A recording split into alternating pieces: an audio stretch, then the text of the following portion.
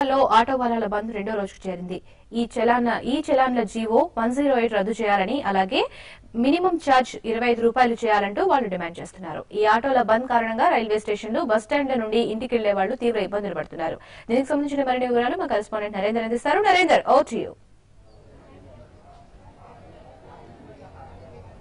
Right, thank you Karuna. మీరు చెప్పింది ఖచ్చితంగా వాస్తవం అని చెప్పొచ్చు. రెండో రోజుకు ఆటో వాళ్ళ సమ్మె, నిరవధిక సమ్మె రెండో రోజుకు చేరని చెప్పుకోవచ్చు. అయితే అక్రమంగా ట్రాఫిక్ పోలీసులు విధిస్తున్న ఈ ఛానళ్లకు వ్యతిరేకంగా వచ్చిన అయితే 108 జీవోను రద్దు చేయడం, అదేవిధంగా పెరిగిన ధరలకు అనుగుణంగా మీటర్ ఛార్జీలు పెంచాలని ఆటో వాళ్ళు జంటనగర్లో ఆటో వాళ్ళు సమ్మె చేస్తున్నారు. దాదాపు 1,20,000 ఆటోలు జంటనగర్ లో సమ్మె చేసింది చెప్పొచ్చు. దాదాపు 4-5 లక్షల కుటుంబాలు కూడా ఈ ఆటో వాళ్ళపై ఆధారపడి ఉన్నాయి. మనం ప్రస్తుతం నాంపల్లి రైల్వే స్టేషన్ లో ఇప్పుడే ప్రయాణికులు రైలు దిగి తమ గమ్యస్థానాలు చేరే పరిస్థితిలో ఉన్నారు. మనతో మాట్లాడే కొంతమంది ప్రయాణికులు ఉన్నారు. చెప్పండి, ఈ రోజు హైదరాబాద్ లో, అంటే రెండో రోజు చేరింది హైదరాబాద్ లో.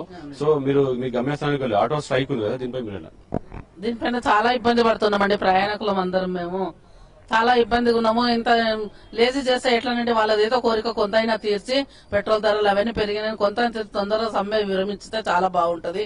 మాకు కూడా ఇబ్బందిగా ఉండదు, వాళ్ళకి ఏముండదు. మేము చాలా బాధపడుతున్నామండి. మాకు వెహికల్స్ దొరకక ఎంతసేపటి నుంచో ఇక్కడ వెయిటింగ్ చేస్తున్నాము.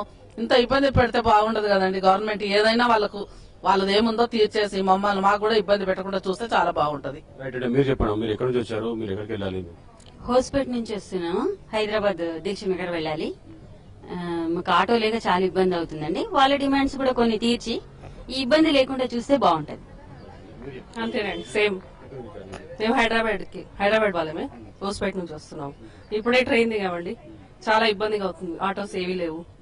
అదే వాళ్ళ డిమాండ్స్ కూడా తీర్చి జనాల్ని ఇబ్బంది పెట్టకుండా ఉంటే బాగుంటది. ఏంటంటే మొత్తం మనం ప్రయాణికుల వర్షం కనుక తీసుకుంటే మొత్తం తాము చాలా ఇబ్బందులు ఎదుర్కొంటామని చెప్పుకుంటే ప్రయాణికులు చెప్తున్నారు. అయితే ఏదైతే ఇప్పుడు ఆటో వాళ్ళకు చలాన్లు కానీ ఈ ఛానల్ కానీ పెరిగిన నిత్యావసర ధరలకు కానీ అనుగుణంగా మినిమం ఛార్జ్ 25 రూపాయలు పెంచాలి, అదేవిధంగా ప్రతి కిలోమీటర్ కు 15 రూపాయలు కేటాయించాలని చెప్పేసి కూడా వీళ్ళు సమ్మెలోకి దిగారు. అదేవిధంగా ప్రభుత్వం కనుక దిగిరాకపోతే రేపు చెలో అసెంబ్లీకి కూడా పిలుపునియడానికి వీళ్ళు వెనకాడమని చెప్పేసి కూడా మనతో వాళ్ళు చెప్పారు. అయితే అంతేకాకుండా ఈ రోజు 11:30 వీరు ఆర్టీసీ క్రాస్ రోడ్ వద్ద ప్రభుత్వ దిష్టి బొమ్మ దగ్ధం చేయడం, అదేవిధంగా తమ నిరసన వ్యక్తం చేస్తున్నారు. ఏదైతే ఆటో డ్రైవర్లకు ఏదైతే వీళ్ళ సర్టిఫికేట్స్ కావచ్చు, లేదంటే వీళ్ళకు లైసెన్స్ కావచ్చు ఇవ్వడానికి ఏదైతే 8వ తరగతి విద్యార్హతను కేటాయించారో ఆ విద్యార్హతను వెంటనే రద్దు చేయాలి. అదేవిధంగా సిఎన్జి గ్యాస్ కొరతను తగ్గించాలని చెప్పేసి కూడా వీళ్ళు ప్రధానంగా డిమాండ్ చేస్తున్నారు. ఏదేమైనప్పటికీ ఈ ఆటో వాళ్ళ సమ్మె రెండో రోజుకు చేరడంతో ప్రయాణికులు ఏదైతే అంటే ఊళ్ళ నుంచి అయితే సంక్రాంతి సెలవులకు సొంతూరులకు వెళ్లిన వారు హైదరాబాద్ కు చేరుకొని చాలా ఇబ్బందులు పడతామని చెప్పుకోవచ్చు. అయితే ఈ ఆటో వాళ్ళ నిరవధిక సమ్మెలో దాదాపు 16 సంఘాలు పాల్గొన్నాయి.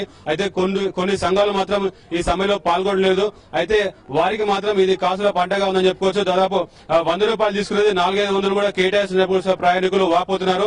అయితే ఈ ఆటో సమ్మెను దృష్టిలో ఉంచుకొని ఆర్టీసీ కూడా కొన్ని అదనపు బస్సులను కేటాయించింది. ఏదైనప్పటికీ ప్రభుత్వం కూడా సానుకూలంగా స్పందించి ఈ సమస్యను త్వరగా పరిష్కరించాలని ప్రయాణికులు కోరుకుంటున్నారు. ముంబైలో జరిగిన